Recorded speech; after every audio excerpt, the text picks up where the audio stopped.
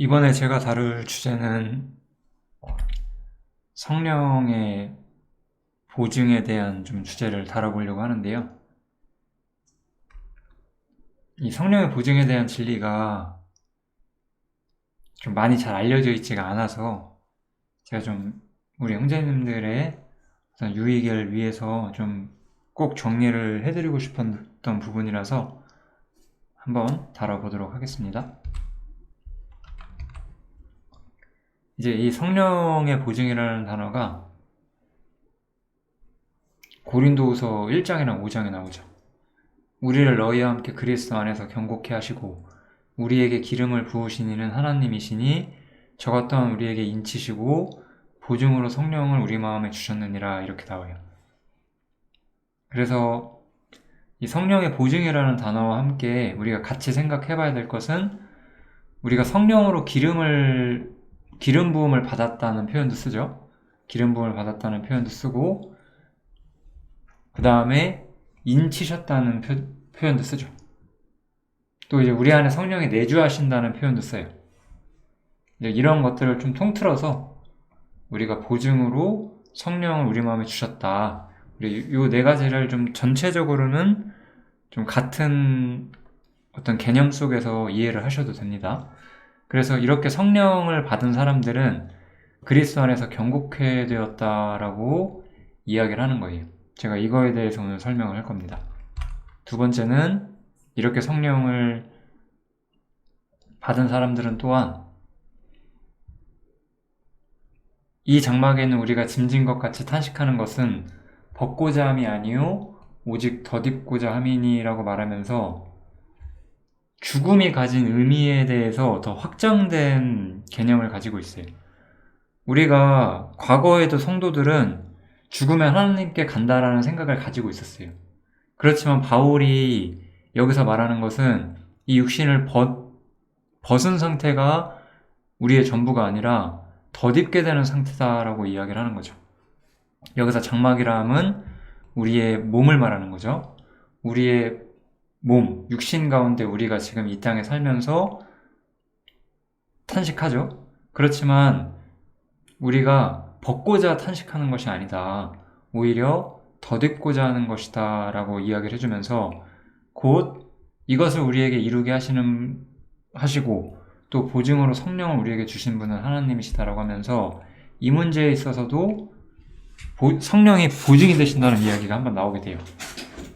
그래서 저는 성령을 보증으로 받는다는 것, 혹은 기름 부음을 받는다는 것, 성령이 내주하신다는 것, 이런 단어들이 바울 사도가 어떤 의도를 가지고 이 말씀을 하고 있는가 한번 정리를 해보도록 하겠습니다. 우리가 사도행전 2장에 보면 죄사함과 성령에 대한 성령을 선물로 받는 이야기가 나오죠. 베드로가 가로되 너희가 회개하여 각각 예수 그리스도의 이름으로 세례를 받고, 이제 예수님을 믿기 위해서 회개를 하라고 이야기를 하는 거죠. 이렇게 회개를 하고 죄사함을 받아라, 그렇다면 너희는 성령을 선물로 받을 것이다, 이렇게 나오고 있어요. 그렇기 때문에 사실 대부분의 어떤 기독교 신학 체계는 죄사함을 받고 그와 함께 성령을 받는다라고 이해를 하고 있습니다. 당연한 거죠. 그런데 오늘 우리가 생각을 해봐야 되는 것은, 이 죄사함이라는 진리가 있어요. 그 다음에 성령을 받는 진리가 있어요. 이 두 개가 과연 같냐는 거예요. 이 두 가지는 사실 동일하지 않아요. 아마 동일하다고 생각하시는 분들도 계실 거예요. 우리가 죄사함 받았고 성령이 우리가 죄사함을 보증해 주신다, 그러니까 성령이 우리의 죄사함을 어떤 보증한다, 보증에 대해서 이렇게 오해하는 경우도 있을 것 같아요. 전혀 이런 이야기가 아니라는 것을 제가 조금 오늘 아마 이야기를 하게 될 것 같습니다. 죄사함과 성령을 받는다는 것은 전혀 같지 않아요. 그래서 이제 성령에 대해서 여러 오해하는 부분들, 이런 걸 좀 다뤄볼게요. 그래서 좀 성령의 보증에 대해서 전체적으로 제가 이렇게 신앙생활하고 책 보고 다른 사람들의 말들을 들으면서 좀 크게 이런 세 가지 줄기가 있더라고요. 사실 이 첫 번째 경우 같은 경우는 거의 사실 거듭나지 않은 분들이 이런 경우가 많죠. 어떤 특수한 신비적인 경험이나 체험 같은 걸 통해서 성령을 받고자 하는 거예요. 뭐 있잖아요, 막 이렇게 막 손바닥으로 사람 된 막 쓰러진다든지 일종의 표적이죠, 표적. 여기서 이제 이야기를 하고자 하는 거는 표적이죠. 예를 들어서 이제 여기서 가장 큰 문제 중에 하나가 방언이죠. 방언을 터지면 그 방언 터진 거는 이제 어떤 성령을 받게 된 것이다. 뭐 이렇게 생각하는 경우가 가장 많고, 그와 비슷한 여러 가지 경험이나 체험들, 병 고침을 얻는다든지 이런 것들이 어떤 성령을 받는, 내가 성령을 받았다는 근거가 된다. 뭐 이렇게 생각하는 경우가 있죠. 전혀 그런 이야기가 아닙니다. 왜냐하면 한번 다시 일로 와볼게요. 우리를 너희와 함께 그리스도 안에서 경고케 하시고, 여기서 바울 사도는 우리를 너희와 함께라는 말을 해요. 이런 거는 상당히 보편적인 표현이에요. 바울 자신만이 가진 특별한 경험을 통해서 성령을 받았다는 방식으로 전혀 말하지 않고 모두가 보편적인 방식으로 성령을 받는다고 말해요. 우리가 신비적 경험이나 체험이나 표적을 말한다면 이런 건 언제나 보편적이지 않거든요. 즉, 바울 사도가 여기서 우리가 성령을 받고 기름을 붓는다는 것은 굉장히 보편적이고 교리적인 측면에서 우리 모두가 다 그렇다라고 이야기를 하고 있는 거예요. 그렇다면 표적이나 경험을 통해서 성령 받는다는 거는 잘못된 거고 좀 오해하는 부분인 거죠. 이런 경우가 이제 첫 번째 오해고, 이제 아까 제가 말씀드렸던 죄사함이 이루어지면 성령을 받는다는 것, 이 말씀 자체는 이해를 하고 있어요. 이 말씀은 이해하고 있어요. 그런데 그 진리가 얼마나 많은 것들을 담고 있는지 이해를 못하는 거. 제가 말하고 싶은 게 이 두 번째인데, 죄사함과 성령이 우리에게 주는 것이 뭔가 다른데 똑같이 이해를 하는 거예요. 아마 사실 대부분의 거듭난 분들이 이런 케이스일 가능성이 굉장히 높죠. 특별히 죄사함을 정말로 아신다고 했을 때 아마 죄사함을 안다면 상당히 주님을 경외할 수밖에 없고 주님을 기뻐하실 수 있고 주님을 섬기며 살고자 하실 거예요. 왜냐하면 그 끔찍하고 영원한 지옥에서 영원히 하나님 앞에서 심판을 받고 고통을 받아야 하는 그 불지옥에서 나를 용서해 주셨다는 거잖아요. 내가 거기 안 가게 해주셨다는 거잖아요. 얼마나 그것이 찬송받을 만한 이야기예요. 그거를 전부라고 믿기 때문에 지금 제가 말씀드린 것과 같은 어떤 감사함을 가지고 있다면 그 사람은 당연히 죄사함에 대한 어떤 복을 이해하고 있는 건 맞죠.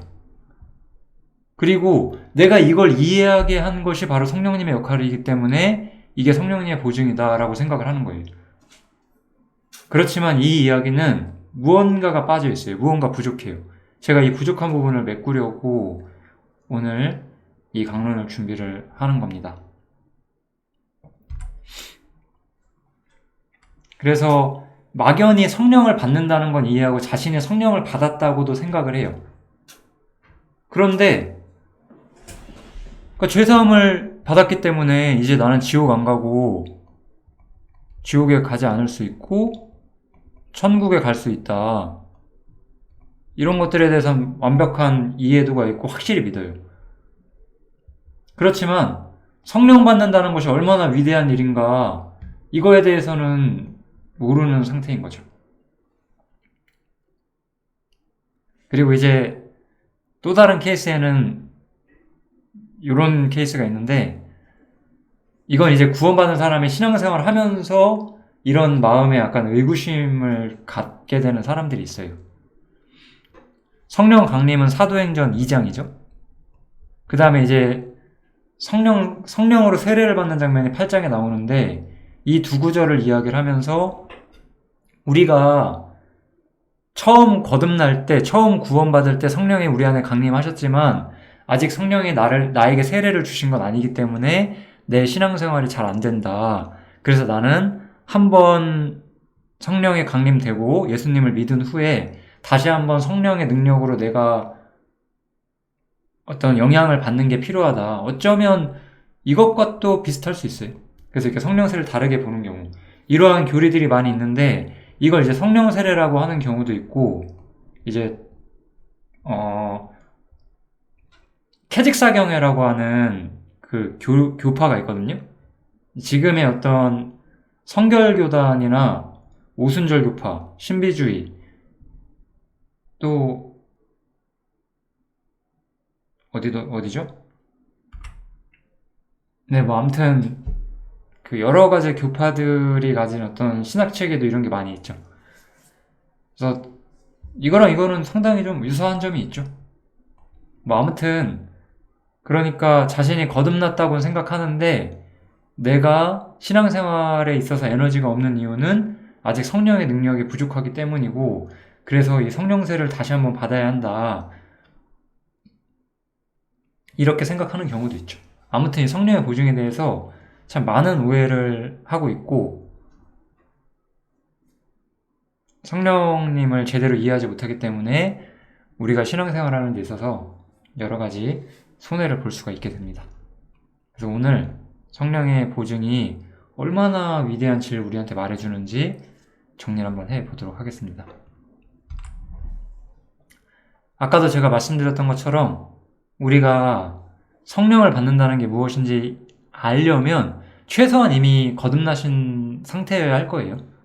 아마 거듭나지 않았다면 이 진리가 너무나 어려운 주제가 될 것 같고요. 그래서 사실 구약 성도들에게도 이미 죄사함은 익숙했어요. 그래서 히브리서에서 아마도 바울이 기록자일 텐데 이렇게 말을 하죠. 그러므로 우리가 그리스도의 초보를 버리고 죽은 행실을 회개함과 하나님께 대한 신앙과 세례들과 안수와 죽은 자의 부활과 영원한 심판에 관한 교훈의 털을 다시 닦지 말고, 여기 보시면 회개와 하나님을 향한 신앙, 세례, 안수, 부활, 그 다음에 심판, 이거는 우리가 이해하고 있는 죄사함과 영원한 심판과 심판을 면하게 되는 용서, 뭐 이런 아주 핵심적인 기독교 기초교리들을 담고 있는데 이런 것들을 초보라고 말한다는 거예요. 이 죄사함에 대한 진리를 사실 붙들고 있는 게 이 세 가지인데, 사람은 언젠가 하나님 앞에 다시 서서 심판을 받아야 한다는 거, 그리고 그렇기 때문에 회개해야 된다는 거, 뭐 이런 것들은 여기서 이제 그러니까 우리가 용서를 받아야 되는 거잖아요. 이건 아주 당연한 기독교의 핵심 교리죠. 그렇지만 이게 전부가 아니에요.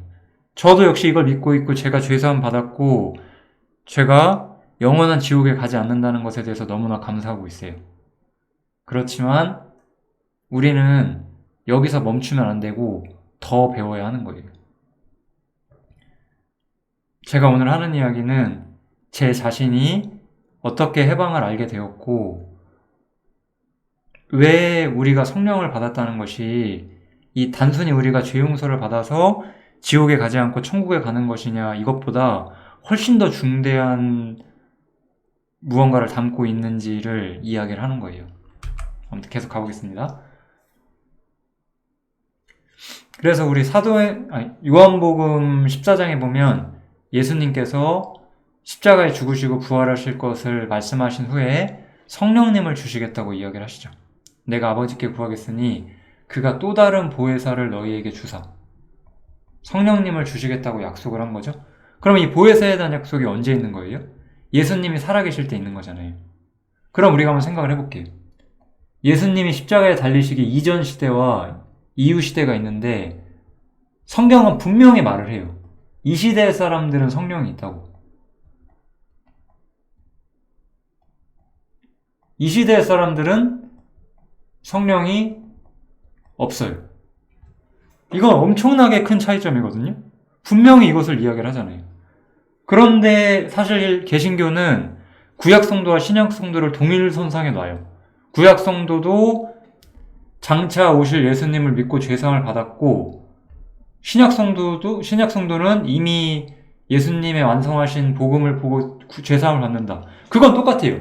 그건 맞는데 그렇게 가르친다면 우리는 뭔가를 모르고 있는 거예요. 왜냐하면 죄사함은 구약 성도도 알았어요. 우리도 죄사함을 알아요. 그런데 구약 성도는 성령이 없었고 우린 성령이 있다면 동일해서는 안 되는 거예요.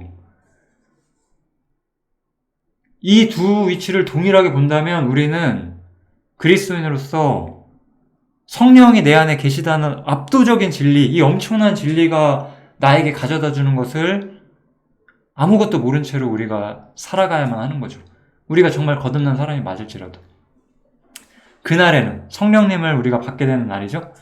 그날에는 내가 아버지 안에, 너희가 내 안에, 내가 너희 안에 있는 것을 너희가 알 것이다 라고 말해요.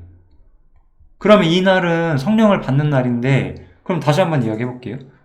우리의 믿음의 어떤 선배들을 예로 들어보죠. 아브라함, 다윗, 이사야, 다니엘, 이런 사람들은 이렇게 말할 수 있을까요? 내가 아버지 안에, 너희가 내 안에, 내가 너희 안에. 그들의 입장에서 봤을 때 내가 그리스도 안에 있고 그 다음에 그리스도께서 그 사람들, 다윗이나 다니엘 안에 있다라고 그들이 말할 수 있을까요? 그렇지 못하다는 거예요. 왜냐하면 구약 성도들에게는 성령이 없었으니까요. 제가 오늘 말하고자 하는 게 이거예요. 이 말은 구약 성도들은 우리보다 무조건 신실하지 않다는 뜻이 아니에요. 어떻게 우리 자신이 다윗이나 이사야나 다니엘보다 더 신실한 사람으로 살고 있다라고 자신있게 말할 수 있겠어요? 그러지는 우리가 못할 거예요. 그럼에도 불구하고 하나님께서 지금 교회에게 주시는 복은 과거 이 이스라엘의 이렇게 참 위대한 믿음의 선배들보다도 커다란 복을 줬고 그 복이 바로 성령님을 우리에게 주신다는 거죠. 이게 우리가 여기서 배워야 되고 여러분들이 꼭 반드시 붙잡으셔야 될만 하는 어떤 성경의 중요한 진리라는 것을 좀 아셔야 되는 겁니다. 그래서 제가 요 이야기를 좀 정리를 해볼게요. 성령의 역사 혹은 이제 성령의 내주, 성령에 대한 참 많은 용어들이 있어요. 근데 제가 여기서 모든 걸 말하는 건 아닌데 핵심적으로만 이야기해 볼게요. 사람이 물과 성령으로 나지 않으면 하나님의 나라에 들어갈 수 없다. 그러니까 거듭나려면 성령이 필요해요. 그러니까 나는 거듭나서 성령이 내 안에 들어왔다. 여기서 말하는 건 그런 뜻이 아니에요. 구약시대에도 거듭나는 일이 있었는데 과거부터 지금까지 모든 거듭나는 일은 성령님의 역사가 있어 왔다라고 말하는 거예요. 아브라함이 거듭나는데도 성령님의 역사가 있었고 다윗이 거듭났는데도 성령의 역사가 있었고 여러분과 제가 거듭나는데도 성령의 역사가 있었다는 거예요. 이건 성령의 역사라고 말하고 있는 거죠. 그렇지만 성령의 내주는 없었다는 거죠. 과거에는요. 우리에겐 성령의 내주가 있죠. 저는 진리의 영이라 세상은 능히 저를 받지 못하느니 이는 저를 보지도 못하고 알지도 못함이라. 그러나 너희는 저를 아나니 저는 너희와 함께 거하심이요 또 너희 속에 계시겠음이라. 과거 구약 성도들도 성령으로 거듭나는 건 맞는데 성령이 그들과 함께 거하거나 우리 속에 성령이 계신다는 표현은 구약에는 없다는 거예요. 왜 그런지 제가 오늘 설명을 할 거예요. 왜 그럴 수밖에 없었는지, 그게 우리에게 어떠한 의미를 가지고 있는지 그것까지 제가 아마 이야기를 할 것 같습니다. 그래서 먼저는 이 이야기를 확실히 정리를 꼭 해주셨으면 좋겠어요. 구약 성도들은 분명히 거듭나 있지만 그들은 성령의 내주를 경험해 본 사람들이 아니라는 거예요. 그들이 신실하지 않아서 그런 게 아니라 하나님의 어떤 다루심 자체가 달랐다는 거죠. 이건 너무나 성경에서 분명하게 우리에게 말해주고 있는 주제라고 할 수가 있습니다. 그럼 이제 우리는 무엇을 알아야 되냐? 이 두 가지를 따로 알아야 돼요. 죄사함이 가진 복을 이해하고 있느냐? 이걸 모른다는 거는 거듭나지 않았다는 거겠죠. 어떤 점에서는요. 가라지라든지 이런 복잡한 생각은 지금은 하지 않을 생각입니다. 그냥 크게 교리적인 측면에서 우리가 정말 죄사함을 받았다면 죄사함이 얼마나 많은 복을 우리한테 말해주는지 아실 거예요. 우리 성경책에 있는 찬송가를 보시면 대부분 좀 애매한 찬송가도 있긴 하지만 대부분의 찬송가들은 자신들의 죄가 완벽히 용서가 되었고 자신들이 하나님 나라에 분명히 들어갈 거라는 걸 믿으면서 쓰여진 찬송가들이 많아요. 그래서 우리가 나 같은 죄인 살리신 이런 찬송가도 있고 여러 가지 찬송가들에서 내 죄가 확실히 용서받았고 하나님 앞에서 내가 얼마나 큰 죄인이었지만 하나님께서 나를 용서해 주셨는지, 그래서 내가 영원한 천국에서 주님과 함께 거할 수 있다는 거, 이런 거 다 우리가 공감하고 노래하잖아요. 그러니까 이 죄사함이 가진 복을 이해하고 있느냐, 이게 첫 번째예요. 이건 아마 대부분 이해하실 거예요. 그렇다면 성령이 우리 안에 계시다는 것이 의미하는 것도 이해하고 있냐는 거죠. 이게 전부라고 생각할 때, 만약에 우리가 죄사함이 가진 복을 이해하는 걸 전부라고 생각할 때 성령님이 이걸 가르쳐 주시는 분이다, 아마 이렇게 생각하고 끝나버릴 거예요. 그렇다면 성령이 우리 안에 계신 거, 구약 성도들은 몰랐던 것을 우리가 아는 게 아니게 되잖아요. 그래서 성령이 우리 안에 계시다는 것은 더 위대한 이야기를 하고 있어요. 이제 그 이야기를 한번 해보겠습니다. 왜 우리가 성령이 우리 안에 계시다는 것이 무엇을 의미하는지 알아야 하는지. 처음으로 성령이 내주하신 분부터 살펴봐야죠. 당연히 예수님이시죠. 제가 이 구절을 보고 제가 제 자신이 로마서 7장에서 몇 년간 답을 찾아 헤매다가 어느 날 이 구절을 보고 저는 해방을 알았어요. 이 구절에서 뭔가 확 꽂혔다는 건 아니고 이 구절이 제가 그동안 맞추지 못했던 퍼즐을 딱 풀어준 거죠. 나에게 정말 필요한 것이 무엇인지를 이해하게 해준 구절이었어요. 전 이 구절을 보고 하나님께서 예수님에게 성령을 주신다는 것을 우리가 봤잖아요. 이때 저는 이해했어요. 아, 성령을 받으려면, 성령에 내주하려면 어떤 사람이 되어야 하느냐. 예수님 같은 사람이 돼야 돼요. 예수님 같은 사람. 정리 한번 해보세요. 성령에 내주하려면 예수님 같은 사람이 돼야 돼요. 예수님과 동등하게 완벽한 존재가 되어야 되는 거예요. 그러면 한번 생각을 해볼게요. 우리가 완벽한 존재가 될 수 있어요? 내가 얼마나 신앙생활을 잘하고 내가 얼마나 마음과 목숨과 뜻을 다하여 주 너희 하나님을 사랑하고 내 이웃을 사랑하고 하나님께 얼마나 나를 바쳐야 내가 예수님 같은 존재가 돼서 성령을 받을 수 있을까? 그때 저는 내가 성령을 받는다는 게 무슨 의미인지 진짜 이해하게 됐어요. 왜? 나는 죽었다 깨나도, 이렇게 말하면 안 되죠. 우리가 부활을 통해 성령 받으니까. 아무튼 내가 진짜 죽을 만큼 노력을 하고 내가 무슨 노력을 해도, 내가 아무리 열심히 나 자신을 헌신해도 나는 성령을 받을 수 없고 성령의 능력대로 살 수 없다는 거를 계속해서 느끼고 있었던 거죠. 그러다 이 구절을 봤을 때 예수님과 동등해야지만 성령을 받을 수 있구나, 저는 그렇게 이해가 됐습니다. 그런데 나는 이렇잖아요. 아까 제가 말한 것처럼 나는 아담의 후손이고 이 문제가 해결이 안 되는 거예요. 하나님이 내가 지은 죄는 용서했어요. 내가 그걸 안 믿는 게 아니야. 그건 믿는데 나는 아담의 후손이라서 여전히 내 안에는 죄성이 있고 실패를 해. 그렇다 보니까 나는 끊임없이 한계를 경험하게 되고 하나님을 기쁘시게 할 수 없고, 성령이 내 안에 계시다는 것은 나도 그 구절이 성경에 써있기 때문에 알긴 아는데 나에게 무슨 의미가 있고 그것이 나에게 어떠한 기쁨이 되는지를 전혀 이해하지 못하는 거예요. 오히려 고린도전서에 있는 말씀처럼 고린도전서에서 부주의하게 사는 사람들한테 말하잖아요. 성령이 너희 안에 계신 줄 너희가 알지 못하냐. 그렇게 나한테 그 질문이 들어오면서 나는 더 양심의 가책을 받고, 아, 성령님이 내 안에 계신데 나는 왜 이렇게 살까. 오히려 저는 그렇게 더 좌절을 했던 거죠. 아담의 후손으로서 나를 봤을 때 나는 도저히 성령을 감당할 수 있는 존재가 아닌 거예요. 아담의 후손에게 성령은 감당할 수 없는 존재거든요. 왜냐하면 우리는 죄성으로 가득 차 있기 때문에. 성령이 내 안에 계시다는 것, 그건 나에게 고통일 뿐이었어요. 왜냐하면 나는 하나님 보시기에 너무 더러우니까. 그렇지만 주님은 완벽하신 존재였고, 그랬기 때문에 주님에게는 성령이 내주하는 거거든요. 그럼 저는 여기서 무엇을 이해했냐? 예수님은 나와는 다르다는 사실을 이해했어요. 예수님은 나와 같이 첫사람이 아니셨어요. 나는 땅에서 난 첫사람이었어요.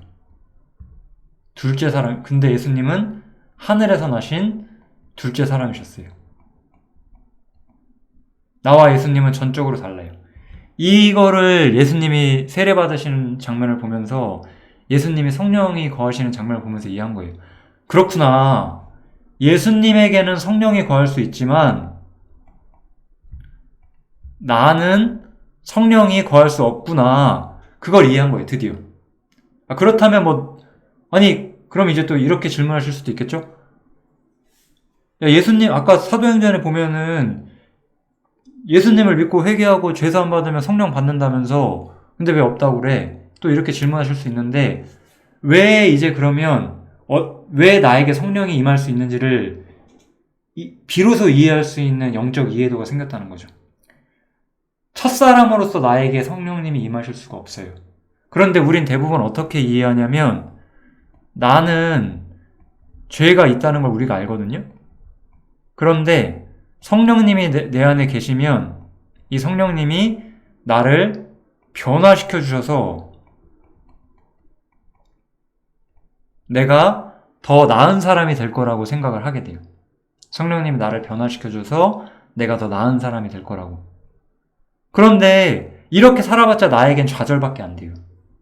그런데 이때 전 안 거예요. 이게 존재하는 동안에는 절대 성령이 임할 수 없구나.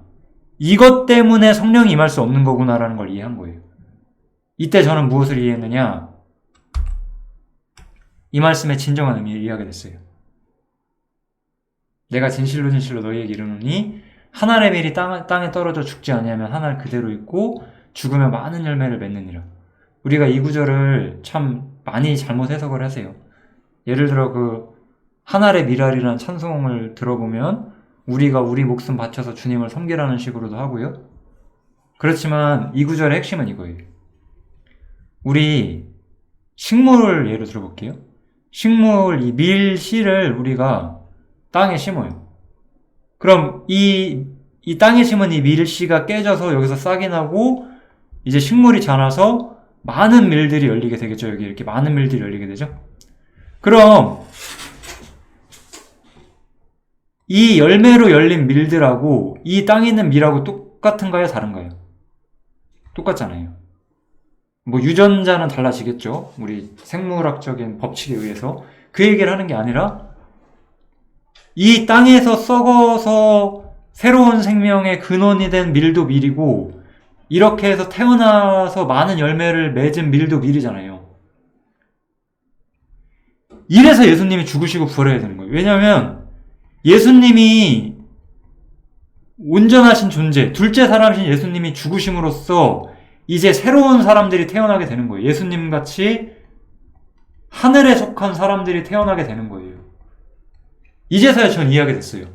그렇구나. 나는 예수님으로 말미암아 더 이상 아담과 상관없이 여기 나와 있는 것처럼 땅에서 난 아담과 상관없이 둘째 사람인 하늘에서 난 자로와 나는 바로 연결된 존재로서 내가 완전히 새롭게 태어난 거구나. 하나님 보시기에 여전히 나는 죄인이긴 하지만 그래서 내가 죽었고 내가 부활을 한 거구나. 내 옛사람이 죽고 내가 그리스도와 함께 십자가에 못 박히고 주님이 부활하실 때 나도 함께 부활해야 되는구나. 그 메시지들이 가진 의미가 비로소 이해가 된 거예요. 왜냐? 예수님이 죽으시고 부활하셔야지만 많은 밀을 만들어내는 것처럼 예수님이 죽으시고 부활하시는 것을 통해서 하늘에 속한 새로운 인간들이 생기게 되는 거예요. 이제 예수님 한 분만이 아니라 예수님과 똑같아진 많은 사람들이 존재할 수 있는 근거가 된 거예요. 이게 바로 예수님의 죽음과 부활이 가진 진짜 의미예요. 우린 예수님의 죽음을 통해서 내 죄가 용서돼서 내가 천국 간다는 건 알아요. 그런데 예수님의 죽음과 부활 때문에 내가 예수님과 똑같은 존재가 되었다는 것. 하나님 보시기에. 그걸 우리가 믿질 않고 그거에 대해서 알지도 못하는 사람들이 너무나 많은 거예요. 그래서 바울 사도는 우리를 뭐라고 말하죠? 그리스도 안에 있는 새로운 피조물이라고 말하는 거예요.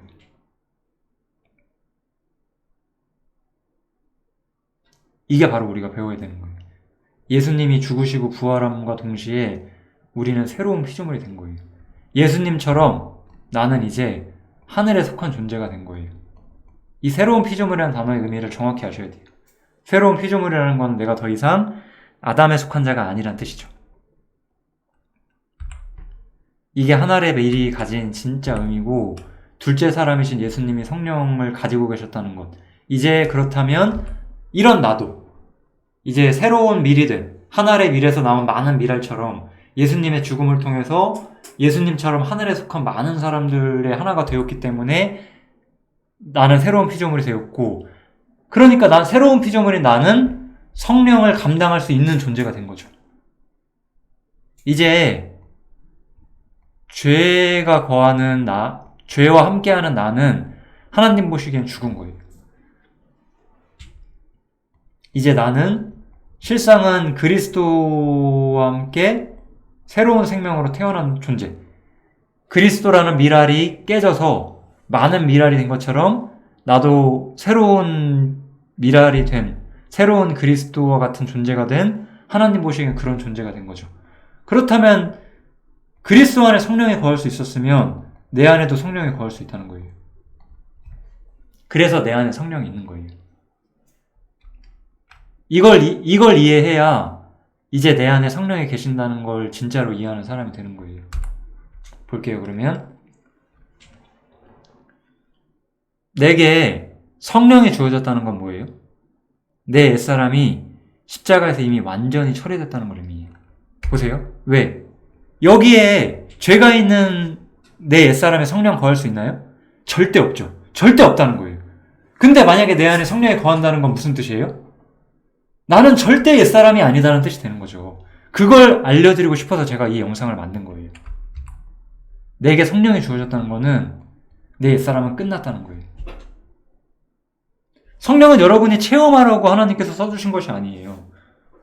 오히려 우리는 사도행전 2장에 나온 죄사함을 얻으라 그리하면 성령을 선물로 받을 것이다에 대해서 너무나 감사하게 생각하셔야 돼요. 왜냐하면 내가 죄사함을 믿으면 난 이미 성령을 받았고 결론적으로 내 영적 위치를 생각해 볼 때 나는 새로운 피조물이 이미 되었고 내 안에 성령이 거한다는 것은 한마디로 말해서 내 옛사람이 이미 죽었다는 증거가 된다는 거죠. 성경은 우리 안에 성령이 있다는 것을 느끼거나 감지하고자 하는 것이 아니라 하나님께서 이미 그렇게 하셨다고 말하고 우리는 그 메시지가 얼마나 복된 것인지를 이해하셔야 되는 거예요. 성령이 내 안에 있다면 나는 이미 옛사람과 끝난 거예요. 그래서 우리는 이제 그리스도 안에서 완벽히 견고한 존재가 된 거죠. 아까 우리가 고린도전서 1장에서 본 것처럼 우리는 그리스도 안에서 완벽히 견고한 사람들이 된 거예요. 왜냐하면 성령이 내 안에 계시니까. 난 더 이상 옛사람과 연결되어 있지 않아요. 옛사람은 성령이 계실 수가 없으니까. 그래서 우리에게 죽는다는 것은 이제 단순히 구약 성도들처럼 단지 이 장막집을 떠나는 것이 아니에요. 이제 우리에게 죽음이라는 것은 주님과 같은 우리 예수님께서 부활하셔서 새로운 몸을 입으시고 영광을 얻으시는 걸 봤잖아요. 이제 우리는 새로운 피조물이기 때문에 주님과 같은 몸을 덧입게 될 거라고 이것도 성령의 보증으로서 나타난다고 우리 고린도 후서 5장에서 또 나왔죠. 그래서 성령의 보증은 내 옛사람이 이미 처리되었고 그래서 우리는 그리스도 안에서 완벽히 견고해졌고 하나님은 나를 아들과 같이 대우하시고 또 우리가 주님과 같은 몸으로 새롭게 부활하게 될 모든 것들을 증명하는 거예요. 우리가 성령이 내 안에 계시다는 것을 그냥 말씀을 통해서는 알 수 있어요. 당연히 아까 사도행전 2장에 말하는 것처럼 죄사함을 얻으라. 그리하면 성령을 선물로 받으리니. 그러니까 내 안에 성령 있어, 내 안에 성령 있어, 그건 알아요. 그런데 내 안에 성령이 있다는 것은 그러면 결론적으로 얼마나 위대한 이야기를 하고 있는 것이냐, 그거를 아셔야 되는 거예요. 여기서 제가 충분히 설명드렸죠? 그럼 이제 성령이 우리 안에 계시다는 것이 의미하는 것을 이해하고 있나요? 여러분들은 이걸 정말로 이해하고 계신가요? 그렇다면 우리는 교회가 얼마나 위대한 것인지, 단순히 죄사함을 받는 것과 이제 성령이 내주하는 새로운 시대가 도래했다는 것이 얼마나 엄청난 이야기인지 우리가 그런 거를 생각해 볼 수 있는 어떤 중요한 계기가 되기 시작할 거예요. 왜냐하면 다윗이나 아브라함이나 다니엘과 이사야 같은 정말로 위대한 우리의 믿음의 선배들도 성령이 그들 안에 계시진 않았어요. 그들은 예수님이 죽으시고 부활하기 전에 한 알의 밀알이 땅에 떨어져서 죽고 많은 열매가 나오게 되는 그 일이 있기 이전 시대의 사람이었기 때문에, 이게 교회가 가진 특수성이고, 우리는 복음서랑 바울의 서신들을 통해서 이 신약 교회라고 하는 것이 얼마나 위대한 것인가를 우리가 이해해야 되는 거죠. 우리가 이런 거를 캐치할 수 없다면 아마도 성경을 잘 못 읽고 계신 거예요. 성경에서 아직도 안 보이는 부분이 많다는 뜻이에요. 제가 오늘 말했던 것들을 이해하실 수 있는 분들이 되시기를 기도해 보겠습니다. 감사합니다.